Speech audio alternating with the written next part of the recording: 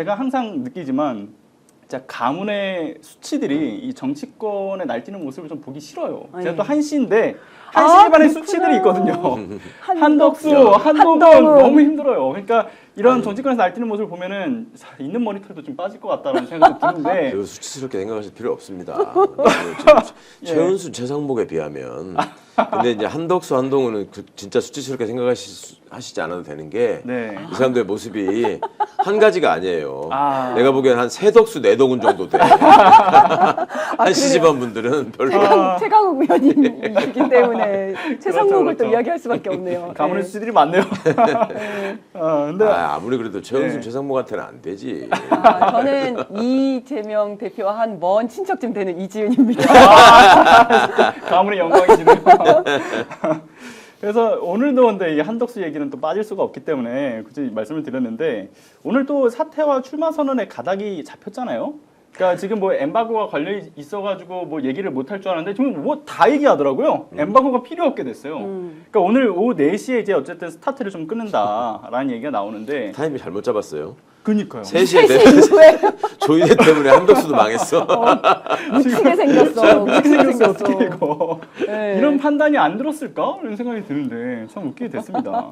근데 나름 고려했던 건 어쨌든 안보관계 그 장관 회의를 하고 나서 이걸 삼아서 이제 오후에 딱 사퇴하고 출마 선언하겠다. 그렇죠. 이런 구도를 그렸던 건데 자기 깐에는 물 먹은 지금 거죠. 굉장히 정교하게 짜가지고 스텝 바이 스텝으로 굉장히 잘 가고 빌드업하고 있다고 생각하고 맞아요. 있었을 거예요. 예. 조이대 덜컥수만 아니었으면 나는 이 모양대로 진짜 멋지게 내가 국민 앞에 나타나는 거야 이런 생각을 했을 텐데.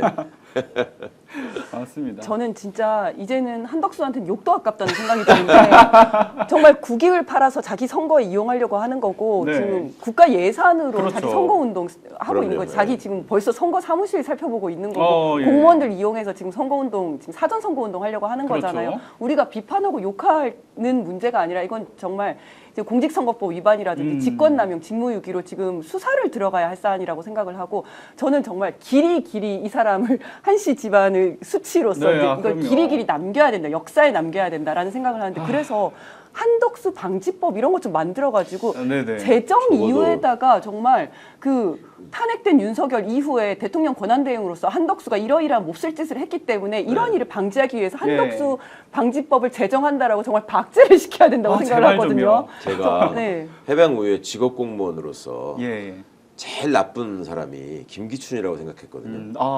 한덕수로 바뀌었어. 역사의 요소마다 등장해가지고 항상 나쁜 짓을 했었어요. 한덕수가 능가한 것 같아요. 맞습니다. 마지막 행보까지 이렇게 포함하면은. 정말 그래서 저는 그 한덕수 방지법에 대통령 권한 대행으로서 해야 할 일과 해서는 안 될 일을 명확하게 규정을 하고 또 대통령 권한 대행이 대선을 관리할 것이 예상이 되는 경우에는 그걸 알게 된 시점으로부터 며칠 내에 대선에 출마할 건지 여부를 공개하도록 하는 법안을 좀 만들어야 된다. 그래서 정말 심판이 자기가 선수로 출마하기 위해서 심판 노릇을 하고 뭐 이런 것들을 사전에 좀 차단을 해야 된다 이런 생각이 들어요. 그러니까 이렇게 완전히 법을 정면으로 무시하는 이상한 것들 막 준동을 하다 보니까 그러니까 그런 말씀까지 지금 변호사가 그런 얘기를 하잖아. 법에다가 그걸 넣어야 된다. 이게 이제 이런 식으로 저들이 지금 법을 대하는 방식이나 법을 자기들 마음대로 망가뜨리고 있는 이런 상황을 보면은 온갖 거를 이제 법으로 다 규정해가지고 한 10,000조는 있어야 돼요. 싶어져 진짜. 그렇게 하고 싶어져 진짜. 그러니까 예를 들면 뭐 저기 비례대표의 여성 후보들이 이렇게 상위 순번을 받게 돼 있잖아요.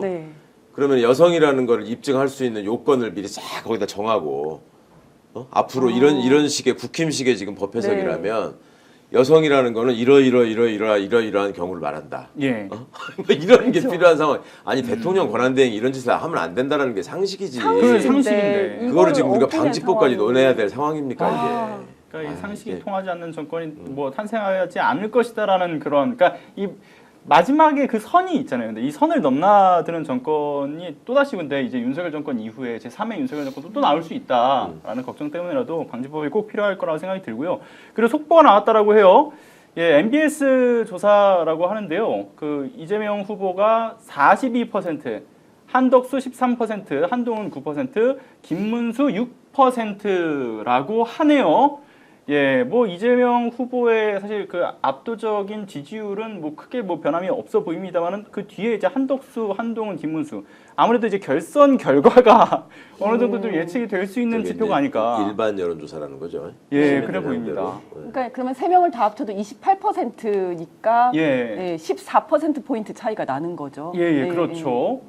근데 이제 보면은 한동훈이 김문수보다 좀 더 나온다. 근데 이제 한덕수의 저 지지율을 어쨌든 김문수가 끌어안고 최종적으로 그 올라갈 가능성은 여전히 배제할 수 없는 지표이기도 합니다. 보니까. 그렇죠. 근데 저게 세부 지표를 좀 보고 싶은데 항상 제가 네. 보면 NBS나 갤럽이나 재밌었던 게 본인이 보수적 성향을 갖고 있다고 생각하는 분들이 가장 선호하는 후보가 예. 한덕수 등장하기 전에 김문수가 1등이었잖아요. 네. 2등은 항상 이재명이었어.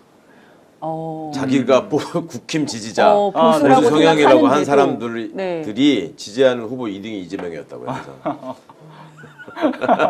아니, 세부적인 지표를 이렇게 많은. 네네. 제가 어제 이제 동네를 다니다가 네. 어떤 한 70대 할아버지를 만났는데, 제가 파란색 옷을 입고 다니니까, 그래요. 이번에는, 저는 선거 이야기 하지도 않았는데, 이번에는 이재명이 돼야지. 이재명 이길 사람 없어. 한동훈은 좀 커서 다음에 하면 되지. 이렇게 말씀하시더라고요. 이분은 정말 중도신 거예요. 그래서 네. 대통령 감을 그냥 보시는 거예요. 근데, 그렇죠. 한동훈은 아직 안 되고 5년 뒤에나 10년 뒤에 한번 하면 안 되는 거고 이번에는 이재명이지 이렇게 말씀을 하시더라고요. 그래서 이런 분위기구나. 네. 맞습니다. 그리고 좀 저희 속보 이야기를 다루면서 좀 넘어갔는데 다시 좀 돌아와서 한덕수 얘기 중에 그 공작 정치 의혹에 대한 부분이 또 지금 나오고 있잖아요. 그러니까 지금 한덕수의 대선 상황실이 어쨌든 미리 꾸려져 있고 이 안에서 전직 국정원 출신이 합류해가지고 공작 정치에 들어갔다라고 하는데.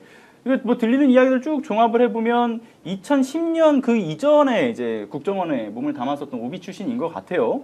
그런데 이제 이 사람이 들어오고 나서부터 나오는 그 공적 정치의 일환으로 보이는 게 정세균 전 총리의 뭐 영입설 정도밖에 없었다라고 좀 판단을 받고 있어가지고 좀 시대를 못 타고 있구나. 역시 너무 2010년에 너무 오래된 그 국정원 출신이구나 이런 평가들도 받고 있어요. 근데 다만 전직뿐만 아니라 현직에 있는 국정원도 움직이는 거 아니냐 이런 의혹도 좀 나오는 모양입니다. 왜냐하면 오늘 이제 결국 사퇴를 하고 출마 선언을 하겠다라고 이야기하는데 하필이면 어제 국정원발로 이제 북한 관련된 이슈가 지금 터졌잖아요. 그러니까 이런 이슈가 터지는 거 대거 쏟아지는 부분들이 어쨌든 이 대북 불안 심리를 이용해서 또 그리고 미국의 외교 협상력을 통해서 이걸 뭐 추진력을 좀 얻어보려고 하는 거 아니냐. 좀 이런 얘기들이 나와서 이 공작 정치에 대한 의혹이 완전 근거 없다 이렇게 보긴 좀 어려울 것 같은데 일단 먼저 그 김민환 평론가님 좀 어떻게 보셨습니까?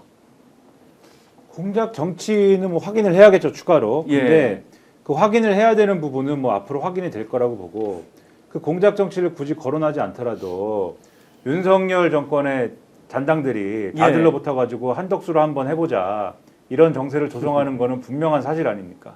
예. 지금 보면은 어제 오늘 보도가 쭉 나오는 것만 해도 무슨 일이 있습니까? 김태우라는 사람이 있잖아요. 김태우라는 사람이 윤석열의 잔당 아닙니까? 그렇죠. 김태우가 뭐 하는 사람입니까? 윤석열의 대외 정책을 다 짜고 자기가 그것을 실행하기 위해서 뭐 실행하기 위한 권한을 다 쥐고 있었던 사람 아닙니까? 예. 근데 이 사람이 이 윤석열이 파면이 되고 날아갔는데 갑자기 미국으로 간 거 아닙니까? 네. 미국으로 날아가서 거기에 있는 이제 이 뭡니까? 그 국가안보 부보좌관을 만난 거잖아요. 네네. 거기서 활짝 웃으면서 사진을 같이 찍었습니다. 그 활짝 웃으면서 찍은 사진이 어제도 신문에도 있고 오늘 신문에도 있습니다. 기분이 아주 좋아 보이던데. 근데 거기서 굉장히 포괄적인 여러 가지 논의를 했어요. 포괄적인 가령 앞으로 주한미군의 역할이라든가 그것과 이제 같이 연관된 우리 한국군의 역할이라든가 앞으로 어떻게 할 것이다. 중국의 어떤 견제를 어떻게 할 것이다.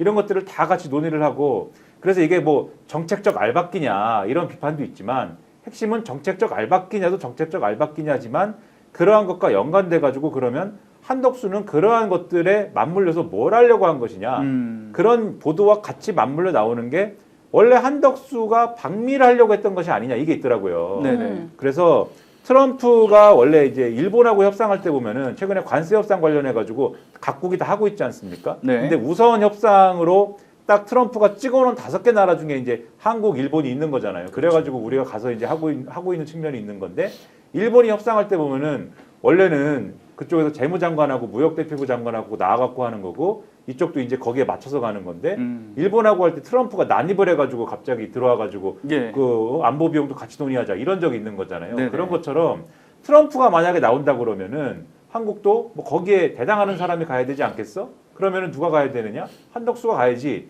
이 논의가 있었던 거 아니냐라는 얘기가 지금 언론에는 나오고 있는 것입니다.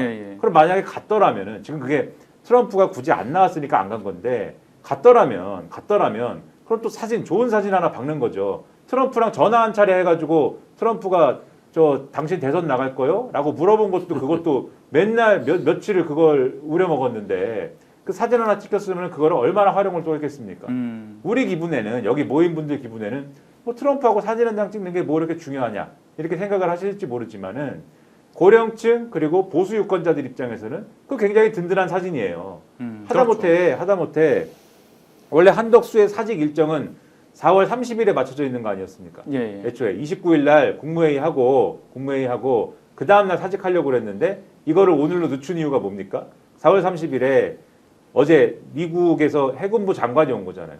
해군부 장관이 와가지고 조선업과 관련된 이러한 협력 굉장히 감사드립니다. 이런 얘기를 하면서 또 사진 찍은 거잖아요. 그렇죠. 한덕수 그다음에 이 해군부 장관하고 같이 사진을 찍었어요. 그 총리실에서 또 뿌렸습니다. 언론에. 또 신문에 났어요. 이런 중요한 역할을 하고 있다라는 거를 계속 메이드를 하는 겁니다. 그러면은 박미설 그리고 그 박미를 위한 김태효 등의 지금 아직도 자기 자리 지키고 있는 윤석열 잔당들의 어떤 역할설 이런 거를 굉장히 이런 기획이 있을 수도 있겠다라는 생각을 안 해볼 수가 없는 거고 우리 스픽스에서 우리 이 자리에는 없지만은 전계환 대표님이 계속 주장한 거 있잖아요. 체코 원전 수주하는 데 있어서의 한덕수가 또 움직여서 그 사진 찍는 얘기 그 얘기를 계속 하셨거든요. 근데 성사는 안 됐죠. 그것도 시도했는데 성사는 안 된 것 같아요. 왜냐하면 오늘도 신문 일면이 다 체코 원전 수주 이 얘기지 않습니까? 그러니까 이런 것들을 보면은 뭔가 한덕수가 외교, 안보, 통상 이런 데 있어서 마구 움직이면서 사진을 많이 찍어놓고 봐라 한덕수가 이렇게 열심히 움직여가지고 뭔가 성과를 많이 내고 있는데 그렇지만 민주당이 너무 뭐 이상한 법들을 통과시키고 막 줄탄핵을 하고 그래가지고 이거를 막기 위해서 사퇴할 수밖에 없고 사퇴하는 그 마지막 자리에서조차 안보 현안을 이제 논의하려고 안보관계 장관회의를 열어갖고 마지막까지 이거를 한 이런 퍼블릭 마인드가 있는 한덕수다. 이 그림과 기획을 만들려고 하는 그러한 흐름 눈에 보이잖아요. 그 눈에 보이는 것도 이런데 물 밑에서 안 했겠습니까? 그렇죠. 물 밑에서 안 했겠느냐? 우리가 충분히 합리적 의심을 해볼 만한 얘기다 이것은. 맞습니다. 그 이명박 때 당시에, 그러니까 이명박 MB 정권 때 당시에도 보면 그 마늘 이면 합의할 때도 이명박조차도 제 매국노다 이런 식으로 평가할 정도의 문제가 있던 사람인데 이번에도 마찬가지로 이 국익을 자신의 어떤 선거를 활용하기 위해서 지금 하고 있다는 모습만 보더라도 아무래도 이제 국민적 평가는 역시 결국은 또 매국노라는 이미지만 부각될 수밖에 없다라는 생각이 들고요. 그리고 이런 와중에 지금 약 한 12,000여 분 정도가 시청을 또 해주고 계십니다. 여러분들 이 시점에 구독, 좋아요 꼭 한 번씩 눌러주시고요. 그리고 후원도 꼭 좀 부탁드립니다. 후원으로 운영이 될 수밖에 없기 때문에 여러분들의 적극적인 후원이 필요합니다. 정말로 이거는 최강욱 효과다 이렇게 생각을 해요. 네. 맞습니다. 감사드립니다. 자주 나와주시기 바랍니다. 그럼 한덕수 씨는 이렇게 보면 좀 솔직한 면이 있어요. 그 양반이 관료 생활 오래 해가지고 무표정 하거든. 그러니까 어떤 상황에서든지 눈치고 넘어가는 기술이 아주 발달돼 있고. 근데 활짝 웃을 때가 있어요. 미국 사람 볼 때. 진짜 한번 보세요. 한덕수의 표정이 밝아지는 때는 이 말씀만 나오는 중에 한덕수 표정 얼굴이 나오니까 너무 표정이야. 근데 이 한국의 가짜 보수를 지배하는 이데올로기가 있다고 하면 저는 친미 사대주의와 출세주의 그냥 그런 걸로 요약될 수 있다고 보거든요. 그걸 한 몸에 체현하고 지금 그 윤석열이 그동안에 그 오도된 출세주의 속에서 그 학부모들이 어떻게 보면은 그 자녀들에게 강요해서 만들어낸 괴물의 가장 정점에 있는 모습이 윤석열이라고 보이거든요. 어떤 책임감이나 공인의식은 전혀 없고 그냥 욕망과 그 어떤 싸워서 이겨야 된다라는 생각. 그 자신의 어떤 그 본능에만 충실한 이런 거에 집약체가 윤석열 김건희 부부잖아요. 근데 거기에서 약간 미흡했던 부분이 이런 윤석열이 친미 사대와 관련한 경력을 쌓을 기간 없었죠. 검찰만 하느라고. 검찰만 하느라고.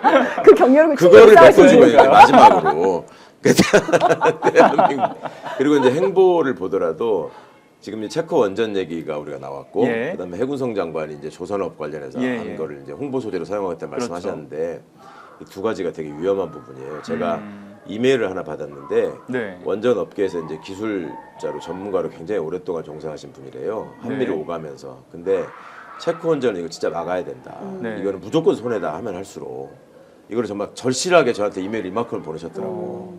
그러니까 제가 그 분야의 전문가도 아니고 무슨 정치적으로 파워를 갖고 있는 사람도 아닌데 오죽 답답하셨으면 저한테 그걸 보내셨겠어요. 그러니까 이 문제는 새 정부에서 정말 정면으로 제대로 이거는 비리 차원에서 다뤄야 될 문제인 것 같고요. 이미 이제 그런 여러 가지 흔적들이 나오고 있었잖아요. 뭐 체코하고 무슨 합의했다고 어쩌고 한 것도 사기가 많았고 그 전에 아랍에미리트 가지고 이명박이 장사한 것도 대부분 뻥이라고 다 드러났잖아요. 그러니까 이런 점들을 반드시 밝혀져야 될 점이 하나 있고 오늘 방송 어떠셨습니까? 마음에 들었다면 구독, 좋아요로 스픽스를 응원해 주십시오. 여러분들의 구독, 좋아요는 가장 큰 힘이 됩니다. 스픽스 구독, 좋아요.